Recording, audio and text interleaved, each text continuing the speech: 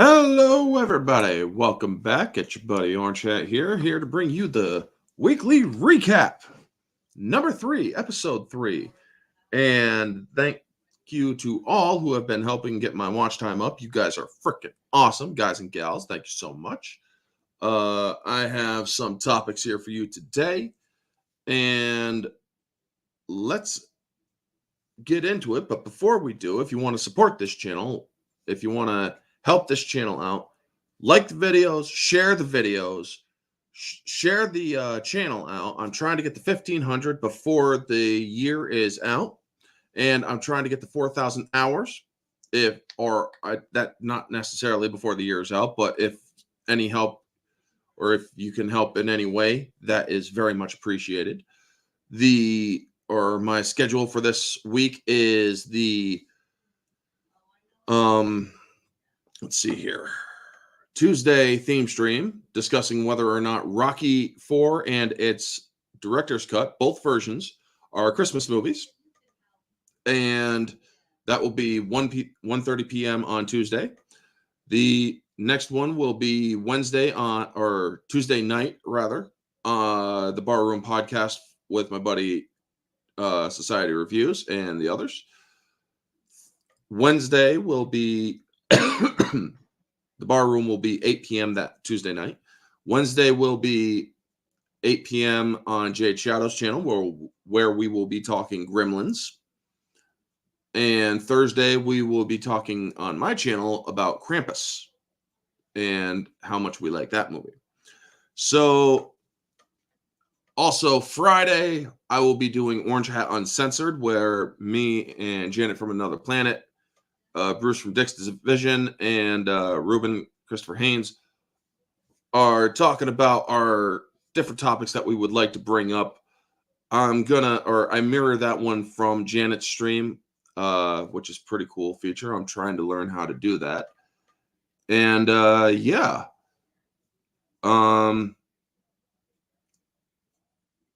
Now that is all over with, thank you so much to everybody in the chat who has joined. Geek Detective Pierce, Vanya, Darth Zathra. Good to see you. Good to see you. So I got a myriad of topics, and I'm going to go over the ones that are from Bounding first. So let's get into the topics first. So the first one, Rachel Zegler does a 180 on her Snow White hatred. So after also, folks, I am going to read from the articles here on my phone, because trying to go through the articles on my computer last time was slowing it down incredibly. So I was not able to, or I was freezing and roboting a lot. So I'm just going to read it from here. That way, there's no problem with it slowing the internet down or anything like that. So thank you for understanding on that part. It's a lot better that I read it from here. Hey, G-Fan, good to see you. Thank you for stopping in. Also, folks, make sure that you smash that like button. It helps the channel get noticed, and share out the stream if you are able. Thank you very much. So after trashing the animated original live-action Snow White star Rachel Zegler now claims, "I love everything that Disney company has put out in the past 100 years." Now, folks, I do remember the movie came out in 1937, and evidently so, it's outdated notions of true love, where she falls in love with a guy who literally stalks her. Weird. And where she basically says that they might cut out the prince's involvement altogether. Hollywood, baby, and whatnot. But let's get into this article from Bounding into Comics here. So shout out to Spencer, who is the author of this one. And a change of tune ostensibly inspired by absolute massive backlash from even general audiences against her original opinion. After having trashed and dismissed Disney's animated original live-action Snow White star, Rachel Zegler has now taken to claiming that she actually loves everything that the studio has released in the last century.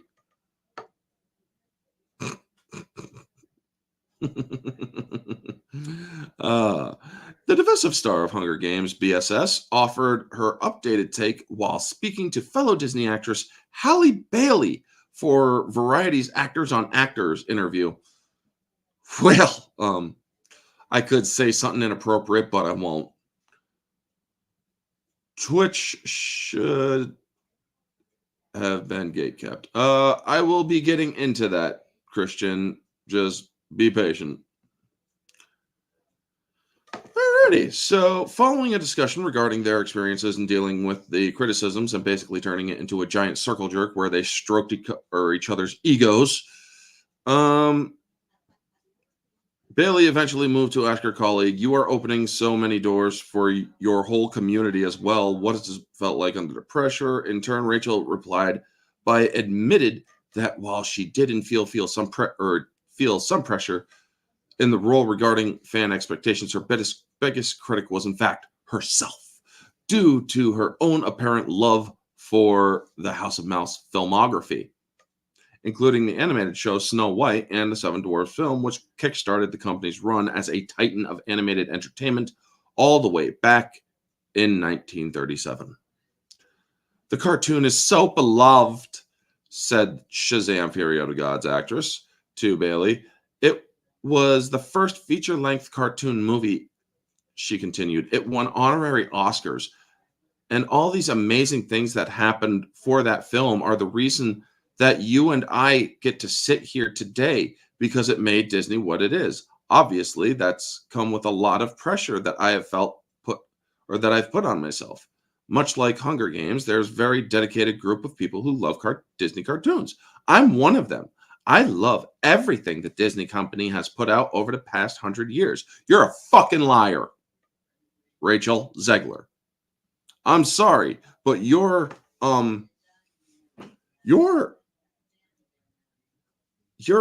past opinions on Disney's live action Snow White is very much, and when I say very much, I mean very much well documented.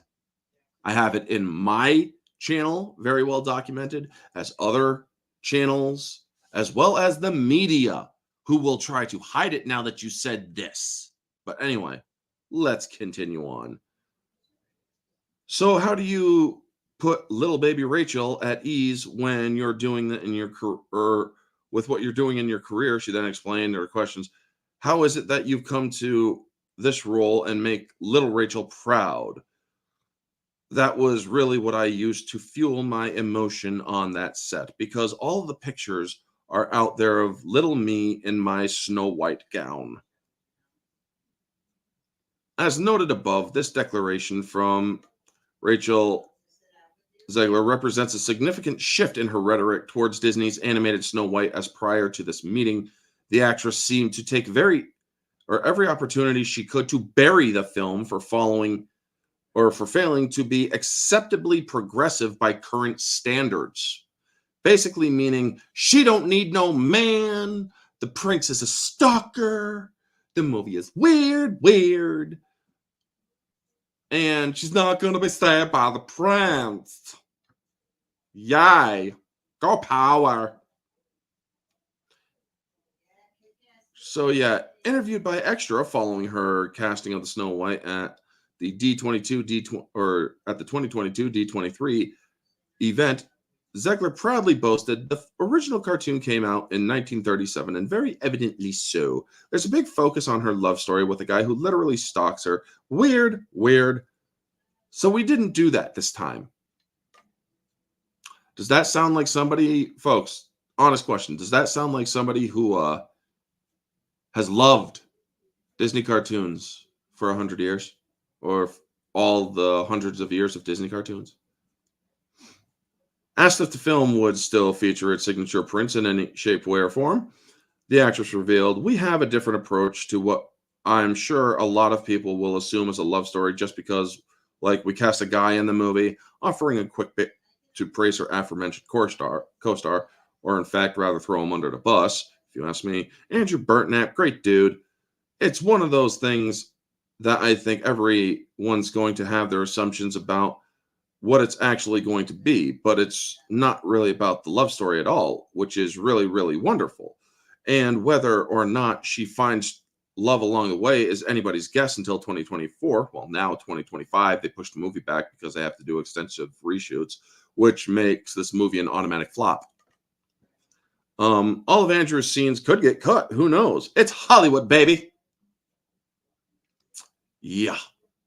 By the way, folks, the way that I am enunciating and all of this stuff, I'm going by how she said it.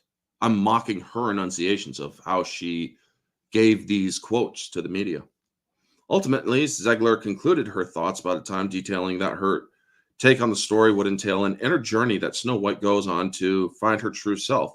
And she meets a lot of people along the way and makes the journey really incredible. Likewise, speaking to Variety at the same event, Zegler declared that the film would have a modern edge as it's no longer 1937. Yet this movie is going to take place in a medieval period. So why would you be bringing a modern edge to it? Makes one wonder, doesn't it, folks? She's not going to be saved by the prince, and she's not going to be dreaming of true love. She's dreaming about becoming the leader she knows she can be, the leader that her late father told her that she could be if she was fearless, brave, and true. You know, like Mulan in that song written by Christina Aguilera or Lady Gaga or whoever it was. Yeah. And so she concluded, it's really just an incredible story for, I think, young people everywhere to see themselves in. Yeah. You want to tell a story where young people basically don't need no man to help them, where young women don't need no man, where it's perfectly normal to just go out there and live life by yourself without any help whatsoever. That's the story. That's the virtues you really want to sell to people. No wonder we're declining as a society. Women everywhere are fucking their lives away and having a bunch of kids and not needing no man. And it's because of the absentee father that most of these kids end up growing up to be criminals and having shitty lifestyles ahead of them. And it has nothing to do with race. It has everything to do with the situation itself. This could happen to black women. This could happen to white women. This could happen to all different races. It's not necessarily acute to one race. So there's no racial connotation there. Continuing her press stops during the event, she then told Entertainment Weekly that not only had she ever watched the original film twice, once as a child, after which her fear of the film's contents led her to refrain from a return viewing. And then again, when I was doing this film, but that her version would be changing the classic story in order to turn the film into a typical strong female lead-centered Disney outing. So yet she was put off from the film. The reality is that the cartoon was made 85 years ago, and therefore it's extremely dated when it comes to the ideas of women being in roles of power and what a woman is fit for in the world, asserted Zegler. It took place in medieval times. Yeah, it took place in medieval times where women were treated differently than men. Women were not known for being girl power or girl boss and girl power and all that shit. That didn't come until these delusional retards came out and started peddling this bullshit for Disney recently. Well, actually, no, you can even say it's been going on a little sooner than that because Kate Beckinsale had this same delusion when she was doing Underworld 1. And so when we came to reimagining the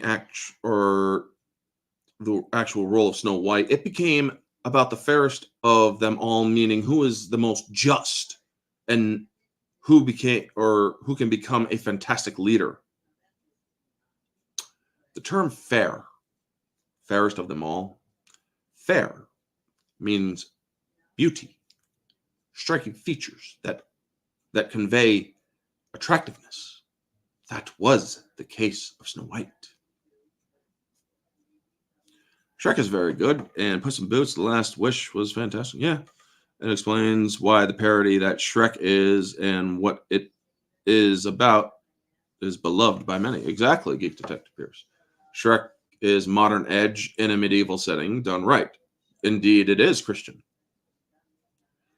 And the reality is, Snow White has to learn a lot of lessons about coming into her own power before she can come into the power over a kingdom.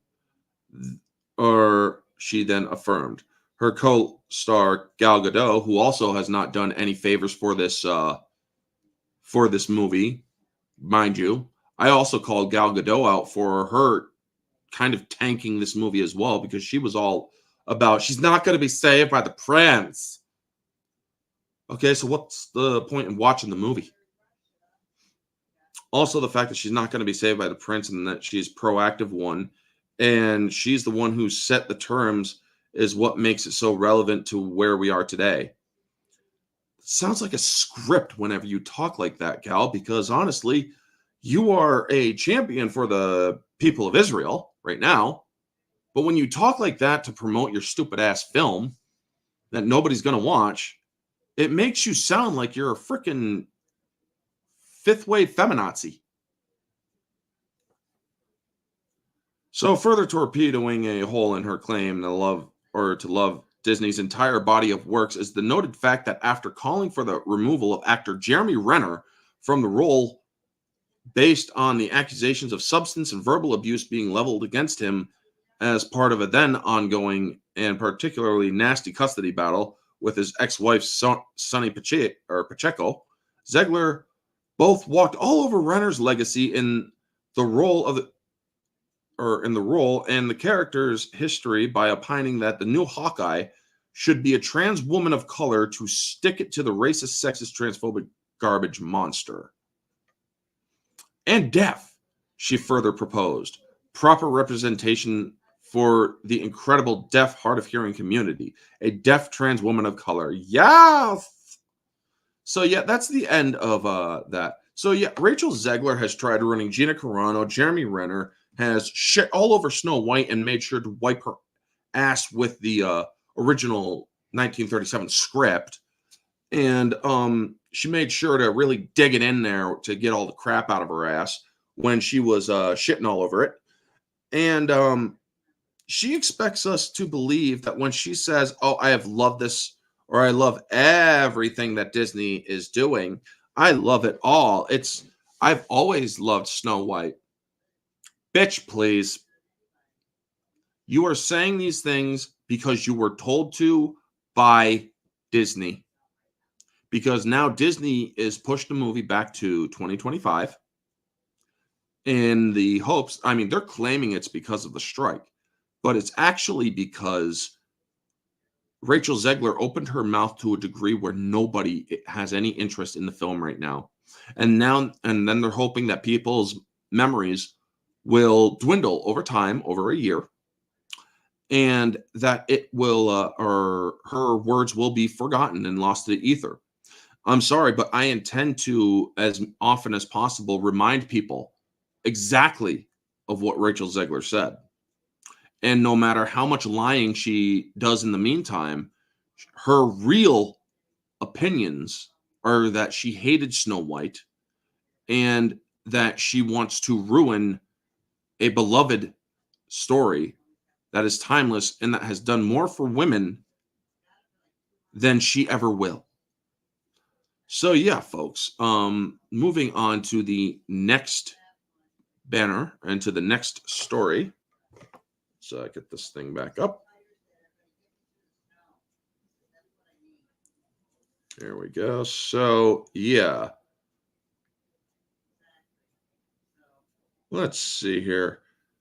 Mark Hamill pushes anti-gun rhetoric following University of Nevada shooting. Ban assault weapons now. So his anti-two-way stupidity, essentially, is how I call it. So let's get into this. Also, folks, again, before we going further, smash that like button. It really does help the channel. So, Star Wars actor Mark Hamill has used his influence to push for a ban on assault weapons following the recent shooting in Nevada, or in the University of Nevada, Las Vegas, UNLV. A tragedy that left 3 professors dead and 1 faculty member injured on Wednesday last week. The infamously woke actor, I mean, yes, I know there are some people who don't like the term woke, but I'm simply reading it from the article here, has made these comments in a video shared by the Newton Action Gun Alliance Control Group as part of the 11th annual vigil for all victims of gun violence, wherein Hamill offered his condolences to the family for those who were killed in Nevada further pushed his anti-gun rhetoric. I'm not going to play the video, folks, but I can read from the transcript that was provided by Bounding in the Comics. Hello, everyone. I'm Mark Hamill. The actor prefaced, I'm sorry I can't be with you in person to share this message, but I wanted to express my deepest condolences for your losses due to the tragic gun violence in America. Hamill continued, we are the greatest country in the world, but we also have the greatest gun problem in the world. No other nation comes close. Well, that's bullshit. The Star Wars actor would then proceed to lay out some questionable statistics. Nearly 50,000 Americans die from gun violence every year, and guns have become the #1 killer of children and teens. That is a lie. The #1 killer of children is abortions. Hundreds of thousands of babies are murdered every year due to abortions. Stumbling as he read from his script, the actor continued, we need to end this public health crisis now. Ban assault weapons now. Enact universal background checks. Pass red flag laws now. You have turned a conveyance of condolences into a political stunt. You fucking asshole, Mark Hamill. You literally turned your conveyance of condolences to people whose families lost their, or whose families lost a loved one, and you made it a political issue. You out of your fucking mind?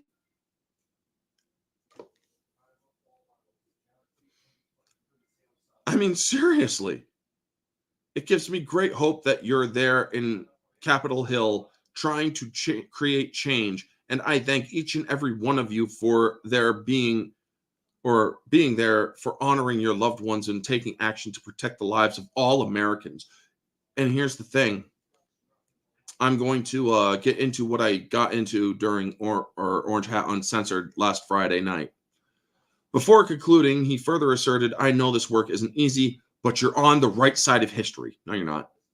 And I'm beyond thankful for your efforts to end the scourge of gun violence in this nation.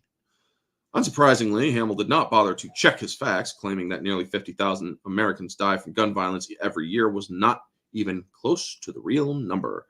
Further, Las Vegas Metro Police Department Sheriff Kevin McMahill also confirmed that UNLV shooter Anthony Polito used a 9mm Taurus PT-92 handgun to commit the crime. Yeah. A handgun. Not an assault rifle. A handgun. You know, pew pew with the hand. You can hold it in one hand. Yeah.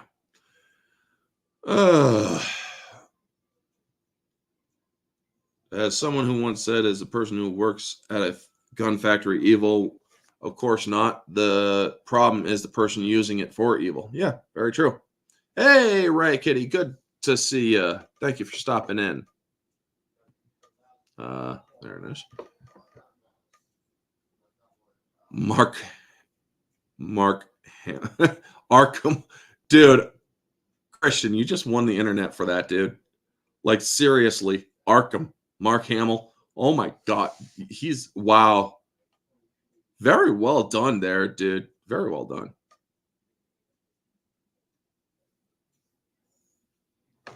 So, continuing on, according to the CDC's mortality data via Pew Research, 2021, the most recent year with a complete data available, a total of 48,830 people died from gun-related injuries in America. However, only 43%, 20,958, of those gun-related deaths are attributed to murders, with the other 54%, 26,328, being suicides, and the remaining 3%, 549, officially declared either accidental or related to law enforcement.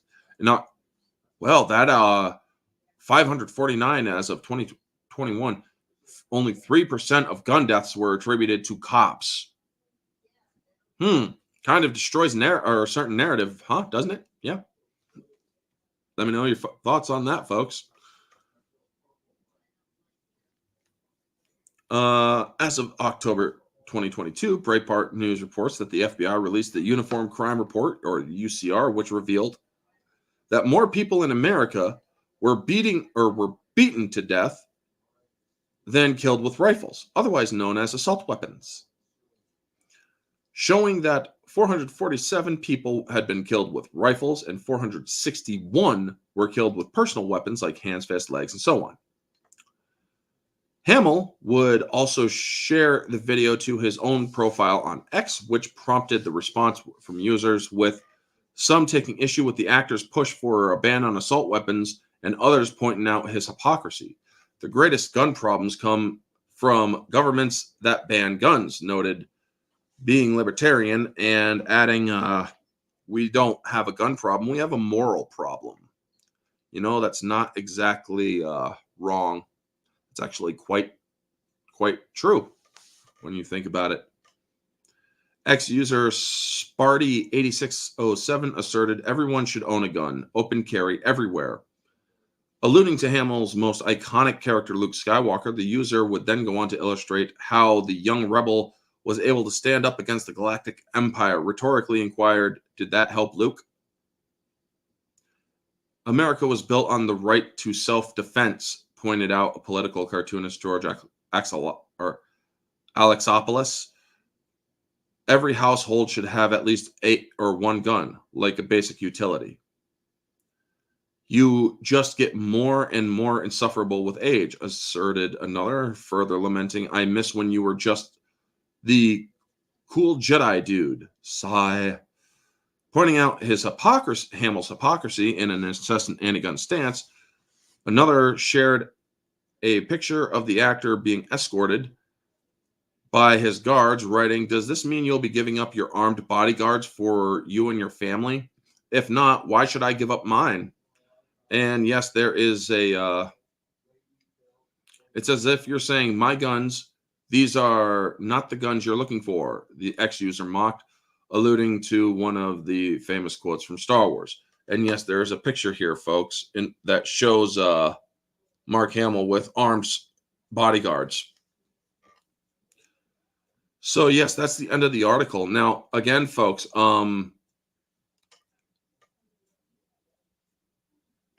let's see here, wrong one. Yep. So going back to what I said about my Orange Hat Uncensored segment. Hello, Price is Right review. One, assault weapons have never been clearly defined. There is no clear definition of what an assault rifle or an assault weapon is. And when we had the Second Amendment written way back in the 1790s and the right, or 1780s and 1790s, it was very clearly put in that amendment shall not be infringed. Now, when people try using the other arguments of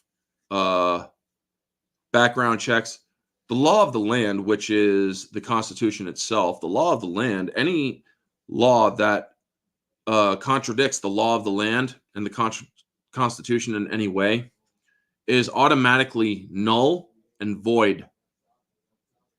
So when a person, or when I say that open carry should be allowed and that everybody should be able to have guns to defend themselves, I guarantee you people who would use guns for ill would honestly have a second thoughts about trying to commit a crime. You see, I am aware of school shootings that ended by a person with a gun stopping a shooter, killing them with a gun. I believe it happened in the East Coast back in 2018, shortly after the that shooting that happened down in Florida, the one with where David Hogg and his communist friends bullied a kid into that kid basically being led to shoot somebody up or shoot people up. Now, I am in no way justifying that. I am simply saying that that is something that a lot of people overlooked, that a lot of people mistreated that kid. Sure, there was a lot going on that was wrong with the kid inside his head, but that doesn't also give anybody the right to bully them mercilessly to the point where they just snap. Also, when I say that the best or the better solution is more guns, I mean that. Because people are like, you're psychotic if you think that. No. Because there's a lovely little joke video done where Mike Myers comes into a room with his knife and he sees all these guys loaded up with guns. He looks around, sees all the heavy hardware, and he just walks out of the room. Yeah, that's how it happens. You're telling me that somebody who is planning on doing a mass shooting and sees that there is people carrying some heavy hardware around, you think that they're going to actually try to kill somebody then? No. If you have open carry where people are allowed to, in full view of the public, hold their guns, safety's on and whatnot, then you should, or then those people who are planning to kill somebody will think twice before committing that crime. Maybe if those people who love to kill people actually cared about the law, which they don't, we wouldn't have so much gun problems. However, punishing the lawful for the acts of the lawless is never a solution. And unfortunately, the ignorance of every actor and actress who call for gun control laws like universal background checks and restrictions on gun rights and whatnot, they don't realize that these people do not care what laws you put in place. They will find a gun, they will use a gun, and they will kill with a gun. That is what happens in these situations. And yeah, they don't care that, oh, this is an anti-gun plit or an anti-gun zone. Okay, let's go. That's called fish in a barrel. You just handed them an easy target full of innocent people that they have no problem killing. Why haven't they released the shooter in Tennessee? That particular minority shooter's manifesto. It's because they're trying to protect shooters. They don't want to destroy the narrative that it's only white people killing black people. That is the narrative, or killing minorities. That it's a white person, or that it's always white people, straight white people killing these people. When in fact, if you look at a lot of the mass shootings over the last few years, you're going to learn that a lot of them were not white. A lot of them were not straight. A lot of them were not right-wing nut jobs, as they also love to quote them as being. In fact, I think that if you do a lot of research, you'll realize that the majority of the people who committed mass shootings in the last 5 years were left wings. Just saying, folks. It's time that people actually start looking into those uncomfortable facts when trying to push for an agenda that doesn't work when those facts are apparent.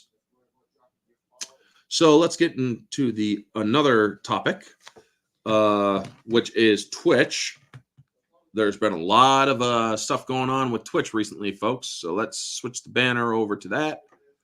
Twitch allows sexual content on their site and then recants, or rather reevaluates their decision. So Twitch from Bounding into Comic.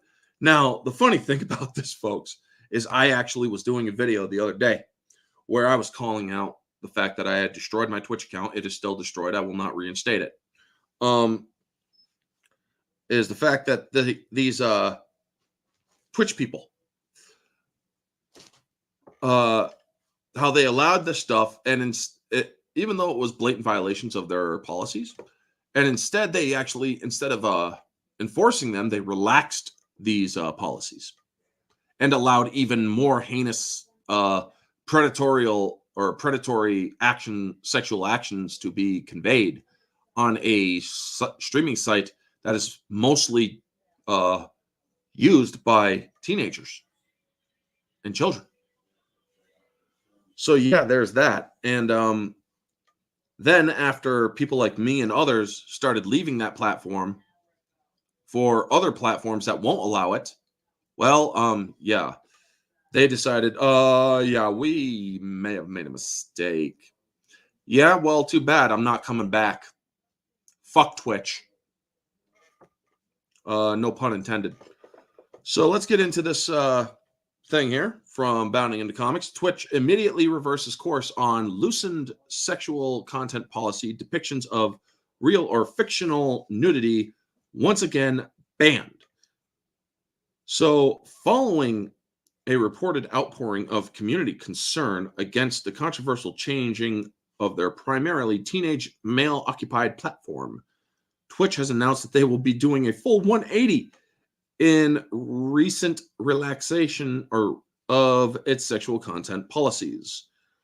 First, unveiled on December 13th in an ostensible attempt to protect the predatory practices of sexually explicit female streamers who constitute one of their biggest revenue streams, said modifications to Twitch policies declared that some types of content were prohibited will now be allowed on Twitch if appropriately labeled. They weren't labeling them appropriately, by the way. Under this new policy, Twitch now allowed for content that deliberately highlighted breasts, buttocks, or pelvic region.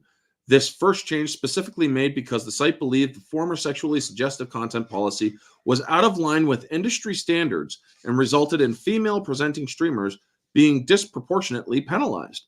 Body writing on female-presenting breasts and buttocks, regardless of gender, fictionalized drawing of animated or sculpted, fully exposed female-presenting breasts and or genitals or buttocks, regardless of gender, and erotic dances that involve disrobing or disrobing gestures, such as strip teases, to be streamed on the site as long as it was labeled with a sexual content tag. Meanwhile, so-called popular dances, such as twerking, grinding, pole dancing, no longer required any explicit tagging whatsoever. However, these exploitative allowances were ultimately not long for this world, as just 2 days after they were announced, the site's administration undertook a full reversal of the above loosening of their rules. Our primary goal is making these updates was to make our guidelines easier to understand and enforce, explained Twitch CEO Dan Clancy in December 15th blog posting the site's internal thought process. Part of this update included changes of how we treat fictionalized nudity. For years, through user voice and in conversations we heard from artists that our content policies were limiting.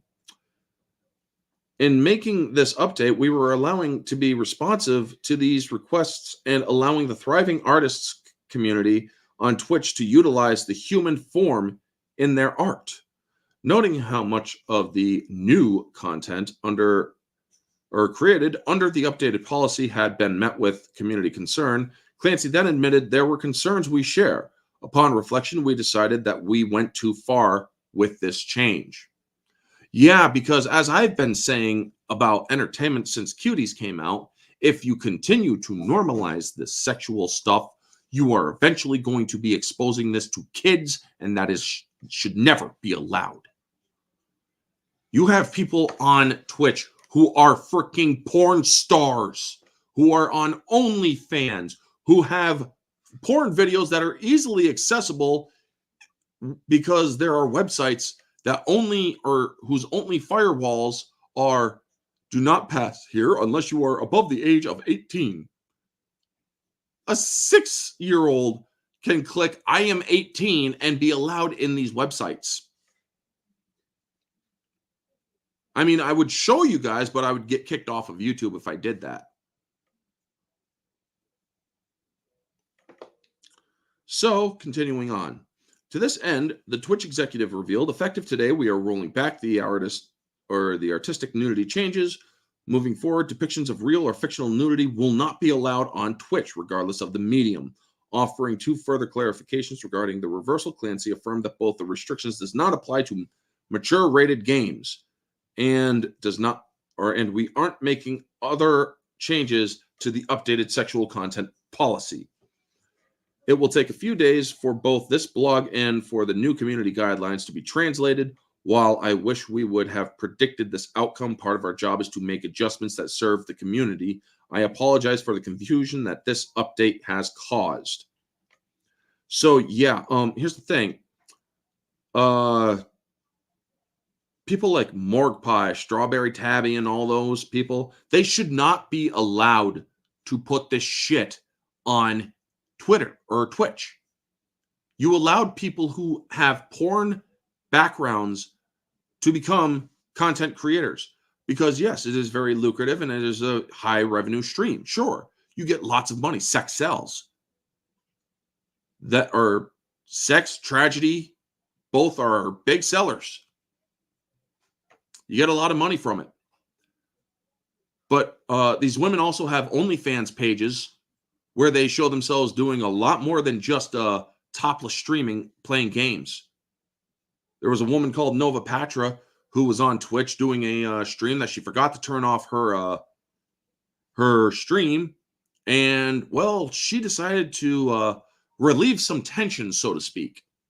Well, now she got kicked off of Twitch, and so did Morgue Pie, by the look. Yeah, Morgue Pie. Because, well, they got a little too explicit with their content. And now both are solely just relying on their bodies and whoring out to make money. Yeah, because sex sells. They're both porn models and porn actresses now, letting their bodies be used and abused. So, yeah, then Twitch realized people are leaving our platform a little more than we wanted them to. And there was a friend in the family a couple of years back, or last year rather, 2022, who asked, I want to be an online gamer. What ones? And I recommended to them Twitch, but to only do your gaming stuff, and it's very easy to do clickbaiting and whatnot, but I wouldn't recommend doing it. Climb the mountain the hard way if you have to, and stay away from certain streamers as they are, well, too adult for you at the time. The kid was 15. I did not know I was sending him into a streaming service that would start allowing porn. If I had known that, I would have said, do Kick instead. But now Kick a lot of people go over to Kick and do Kick. And I hear how Kick is so great and whatnot. And I'm sorry, folks. Kick is no better than Twitch at this point. Kick allowed Amaranth onto their platform because Amaranth brings in a lot of money. She makes $20,000 a day on OnlyFans. Even more than that sometimes. She makes over sometimes up to $40,000 a day. Because when we were on the Barroom podcast one Tuesday night where we were talking about how Amaranth was claiming to be a victim and how she was getting her content stolen by her husband and whatnot, I said, you know what? I'll bite the bullet. I'll go on to OnlyFans, create the OnlyFans account to check out her and what she does. And learn to find out she's making like $40,000 a day on OnlyFans. People are so freaking hard up for a good time that they'll never get with her that they throw their money at her. Thousands of people throwing hundreds of dollars at her at a time just so they can have a little fireman time. And while, yes, it is lucrative, yes, it makes money, what is it? What's the cost, though? The cost is your integrity. The cost is finding a decent job and having a decent reputation other than being an online whore. And yes, I am using that term, the most explicit biblical term that I can. Because, yeah, that is what they are. They are whoring themselves out. So, good for Twitch in rolling back some of these changes. However, I'm not coming back. Unless X has erased my posts like they have been doing. I've shown proof that I have gotten rid of my account. And I even told them, they're like, well, if you could let us know why you're leaving. Yeah, it's because I don't appreciate porn being allowed on this site where young kids get on this site to watch gaming streams. And you guys just allowed that. All it takes is a simple, I am 18. Click. There you go. It's as easy as that. So, yeah. Twitch can do their 180. And the funny thing is, folks, I actually had my entire hate view or video rant. It was going to be a rant video. I didn't release it because it immediately became redundant after I finished hitting stop on the record button. I go to check X and I hear, oh yeah, they recanted. Or they, not recanted, but they they rolled back those, or they changed it back to that stuff's not allowed. And I'm thinking to myself, I just wasted freaking 18 or 14 minutes of my time doing a rant video. And I just wasted 14 minutes. But yeah, good on Twitch. But Kick, you allowed, or you're going to basically be going the same way because you're allowing people like Amaranth to use your streaming service. When is it, and she's going to eventually, folks, mark my words, Kick's eventually going to go the same way as Twitch, where it's going to become a freaking e-thought contest.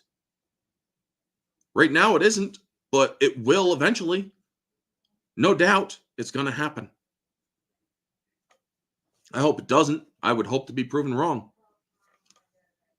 But yeah. Anyway, our next story. Grace Randolph. Now, I don't need bounding in the comics because this is something that happened to me personally. And this is not me tooting my own horn, but this is from a video that I did where Grace Randolph praises Cuties back when Cuties was coming out. And then she kind of steps back. Admittedly, I heard she stepped back on that, but she did initially defend it and praise it. She then has a problem with Sound of Freedom. And then she has a problem with Poor Things. And I did a video where I called her out on this directly. I called her out directly. And I'm now blocked on, or I'm now blocked by her on X. That's a badge of honor. But she's also doing some other stupidity, saying that Godzilla -1 has been hijacked by conservatives. Hijacked by conservatives. I love Godzilla Minus One, by the way, folks. I just saw it today. Finally was able to see it. Yarmady. But yeah. They're saying that, or she's saying that Godzilla Minus One is doing so well because conservatives are going out to see it and stuff. And it's like, are you fucking out of your mind? Not everybody who sees Godzilla Minus One is conservative, you dumb tramp. The thing with Grace Randolph, folks, is she gets all of her content from Deadline. All of her analysis is not her own. It's from Deadline. Anybody who has looked into her work realizes that, yeah, she reads it all from Deadline. She's not giving her own opinion. She's a hack. She's a freaking hypocritical hack where she freaking praises cuties, has a problem with Sound of Freedom, and then has a problem with Poor Things. You know, that movie where a woman with a child's brain and a child's mind has sex and then becomes a nymphomaniac. So they're now allowing, thanks to the normalization of cuties, they are now allowing soft pedophilia and soft pedophilia to be allowed in movies. Poor Things is being hailed as Oscar worthy.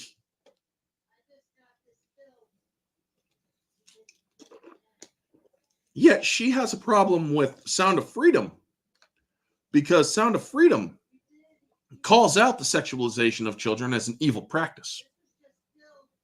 And yet she has a problem with Poor Things, which sexualizes a child or a person with the mind of a child and the body of an adult, but it's still used by perverts as, oh, right, a baby is getting screwed on screen.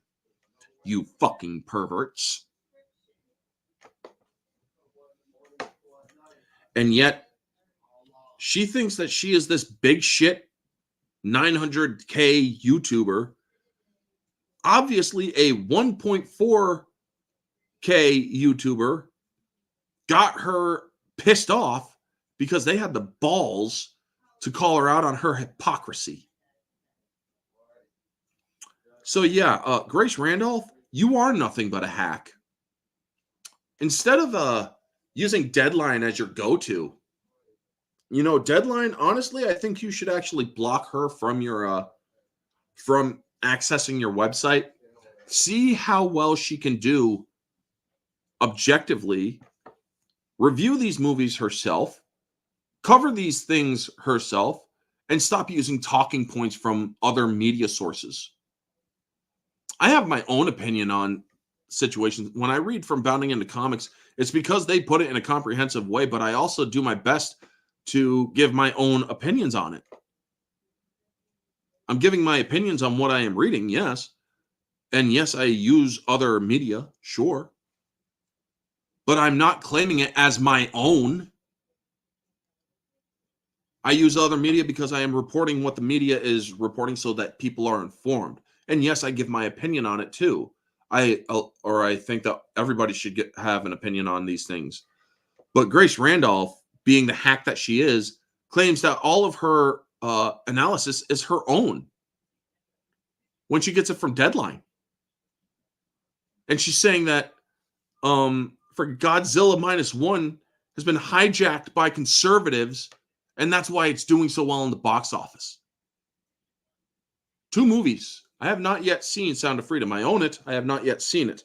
I am waiting for a day where I will not be fully interrupted by things going on in life so I can watch that movie. I need to be able to have a good focus on that movie.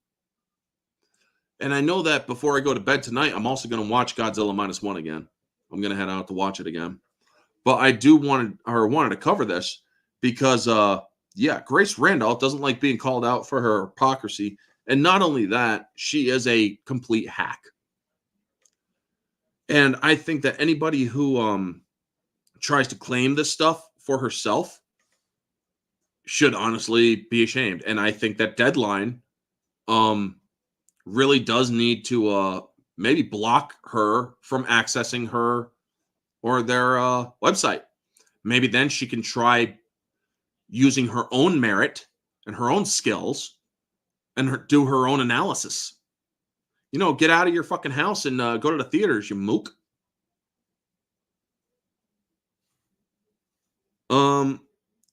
Thank you, Geek Detective Pierce. I do want to see it one more time before I do a stream. I'm hoping that Mara, me, you, and G-Fan can do this. I just got to find the right time. I just got to make sure that everybody is available at the right time and the right day so we can all do it. So I'm going to convert or I'm going to ask Mara, and if you and G-Fan can give me any time that you guys are open, and then I can ask her the times that she's open. I can then figure out when is the best time to do it. You're good in the evenings, okay? And G-Fan, good to know. So yeah, I would like us to basically do an in-depth and yes, heavy spoilers discussion of Godzilla -1. My review is out right now, folks. If you want to check it out, it is going to be it's on my channel. It's in the reviews playlist. I tried my best to refrain from doing heavy spoilers. So I have a couple of small spoilers here and there. But my God, it's such a great movie. And my last topic, because I feel no more need to give Grace Randolph any more time. Tim Pool claims women can't physically hurt men. Now, I watched this clip that has been circling around on X, where he claims he's not going to play the game because, a woman can't go up to a guy in real life and just one punch knock him out and whatnot. And then he's like, well, yeah, I mean, it would hurt, sure, and whatnot. But he's essentially saying that it's unrealistic because a woman can't hurt a guy. And I'm sorry, Tim. If you ever have met my friend Mara, if you have ever met any of the women who have served in the United States military, if you have met any of those who can really do some serious damage to men, if you have met a destructive ex from a family of mine,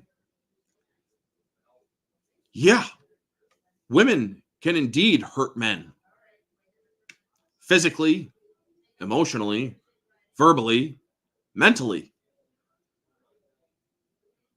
Women are very destructive, and they are capable of great destruction. Women have murdered men. Women have killed men by accident and on purpose. And to state that, I'm not going to play this game because it's unrealistic. All games are unrealistic, you moron. I mean, as informative as I find Tim Pool with some stuff here and there, I mean, I watch some of his stuff here and there, and I agree with some of it, but other stuff, he is a freaking nutcase. But to say that out loud and to basically say that is a sexist remark. I know women who have freaking straight up killed killed men. Women in jail have killed freaking male guards. I've seen a case where a woman straight up cut off the head of her husband because she was cheating on him. I've seen a woman castrate a man. Well, not seen it up close and personal, but I have seen the cases of which this has happened. I've read about where women have cut off men or a man's thing and tossed it out the window. And other horrific things. So to ever claim that a woman cannot physically hurt a man is the height of extreme ignorance. Look, if you have a problem with a video game, then state your problem with the video game. Me, I'm not a gamer anymore. I couldn't give two shits about Grand Theft Auto. The only Grand Theft Auto game I played was the one on the PlayStation 1, and I believe that was the original one. Didn't really care for it. I liked games like Final Fantasy VII and Metal Gear Solid and the Metal Gear Solid games. And those were great games, man. Love those games. Timeless. But yeah, to say that you somehow that women cannot physically hurt men is bullshit. They can, they have, and they will again in the future. And your ignorance really showed in a very stupid way. And you can have your little circle jerk of your buddies come on and say, well, a lot of people seem to have found me or my words a little this or that. And you can call us out all you want, man. We're allowed to have our opinions as you are allowed to have yours. Freedom of speech. You are absolutely right, because I know you're going to claim it. And that is also why I won't share your video, because I know that you are one of those people who will say, if I don't like what you are doing with my content, I'm going to claim it. Because I called out your assholishness on Twitter, your sexism. And for some reason, that original tweet is gone. Just as another tweet was gone because X decides that erasing tweets from certain individuals, and we don't have the resources to sue your ass, X and Elon, because we can't afford it. Because believe me, if I could, I would, and I would sue you for as much money as possible. I'm trying to inform people, and yet you think it is all right to have my content erased. For what reason? What right do you have to claim that you are a free speech practicing website, and yet you are censoring speech on your platform? I mean, I would love to talk with Elon Musk in person. I'd love to do an interview with him. And yet, so I can also explain my grievances, as well as explain the situation as to why my other accounts were, or why one of my previous accounts was banned for no reason, and another one was banned under the fascist Twitter that it used to be, and yet he never went through with his general amnesty policy that he was going to give. So yeah, fuck Elon, fuck Twitter, fuck Tim Pool. He's a freaking warmongering idiot himself. He's like, oh, Civil War, Civil War. Oh, World War III, World War III. Is it a possibility that these might happen? Sure. It's not an impossibility. Nothing is impossible. Highly improbable, very. But dude, you make it sound like you are actually wanting it.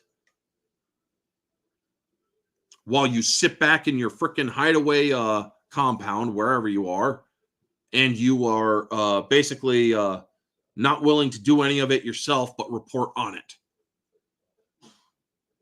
If a world war ever happened, I would make sure that I am on the front lines defending the country that I love.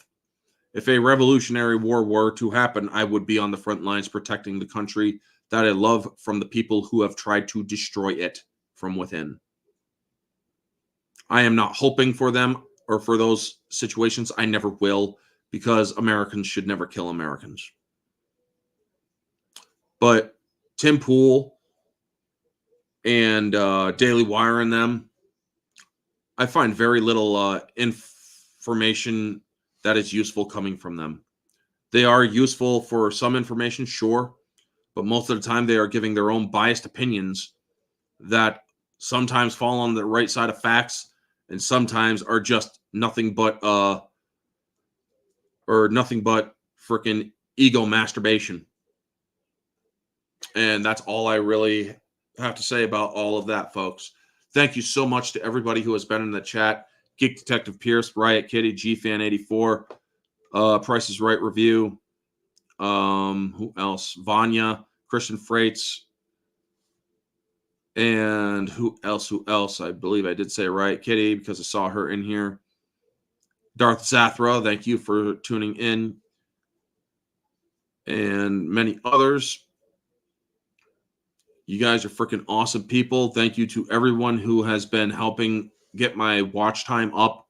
You all are freaking amazing and awesome people. Make sure that you stay tuned for Tuesday afternoon for my Is Rocky IV a Christmas movie, both versions. And Tuesday night, Barroom Podcast on Society Reviews channel. Friday night shit show on my channel, which I will call Orange Hat Uncensored. It's the Friday night shit show on Janet from Another Planet's channel. I will also be doing Wednesday on Mara Jade's channel for the ones and twos for Gremlins, and Thursday night singles for Krampus. So that's this week. So yeah, thank you all so much, and y'all are freaking awesome people. This has been Orange Hat. Stay humble.